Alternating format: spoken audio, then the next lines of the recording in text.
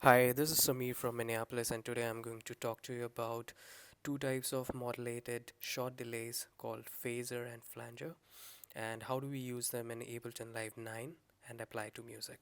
This is one composition that I've made in which I'll be applying and showing you how to use the flanger and phaser.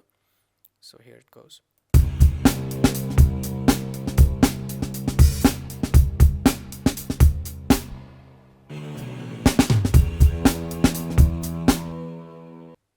Now I'll start with a flanger. I've zoomed into the flanger. Flanger is basically a comb filter with motion done by a LFO, that is a low frequency oscillator, and we can, by controlling the shape of the LFO, the frequency of the LFO, we can change how the music sounds. So just going through some of the parameters, the high pass here is will be cancelling all the low frequencies of the delayed signal, so that we can choose like which part of the spectrum of the input signal we want to apply the flanger on. Then this is a dry width signal. It basically controls the amount of flanger we want to use.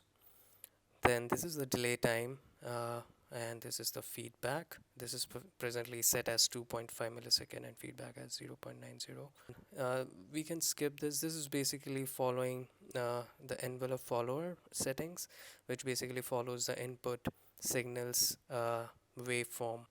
Then this is the LFO section. As we said, this is a low frequency oscillator wave shape, and there are two LFOs that get generated for the left and the right channel when we are doing the stereo music.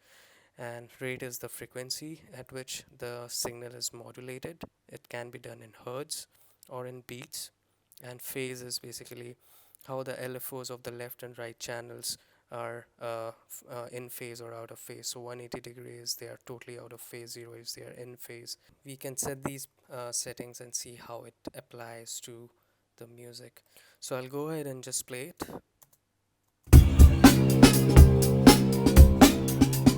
So you can hear a very swirly feeling, goes from left to right, and we'll change the amount.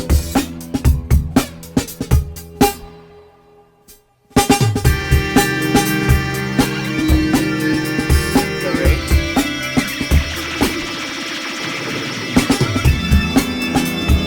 The phase.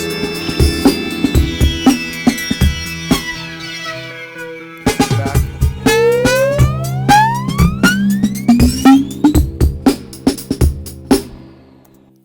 So you could see how interesting it made it, how we had a very swirly presence of a stereo mix, and how we can make it more interesting by changing these parameters. Next, we'll move to the phaser. Moving on to the phaser, I'll just activate it, and here you can see all these parameters. So phaser is basically introduces deep notches of delays in the signal, and how they relate to one another, the notches, and it's basically used in guitars and giving a very wide stereo effect to the music. So the first parameter here is the poles, and it's the number of notches you want to enter in the frequency of the input signal. So it can be set as 4 or 8, so I've set as 4. And then this is the like there are two forms, earth and space, and it defines how wide the sound is going to be. And from color we can also make it more brighter or wider based on the percentage. Next is a dry wedge signal, as we know the amount of phaser we'll be using. Then this is the frequency, and this is the cutoff frequency, and this is the feedback that we have, and we can adjust it from here. So envelope we talked about in flanger is the same thing. Next is the LFO, and it's same as in flanger. So now we just play the music and see how it's affecting it.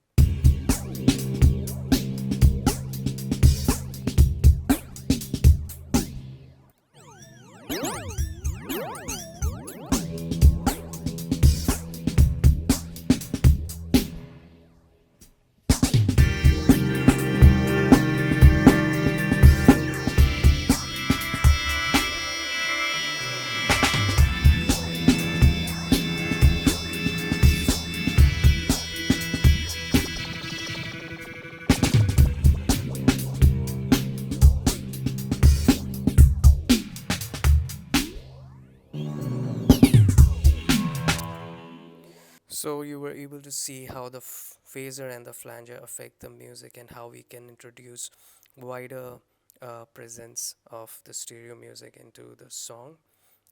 Thanks for listening.